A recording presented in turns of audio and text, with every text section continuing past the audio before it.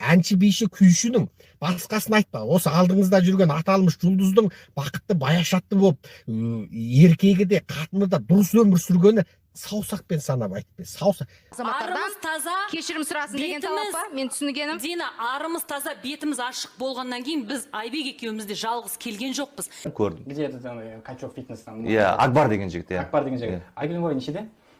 Білмеймін, ол кісі нешеде. Қырықтан кеткен кісі ғой. Аха. Айгүл Мойға 22-25 жасар. Акбар деген фитнес тренермен андай қалай айтсам болады, оның денесін қайта-қайта көрсете береді да клипте. Мен такой бар, Айгүл Мойымыз иманды, инабатты қазақтың қалай айтсам бетке ұстар әйелі деп білеміз, дұрыс па? Эстрада жұлдызы деп білеміз.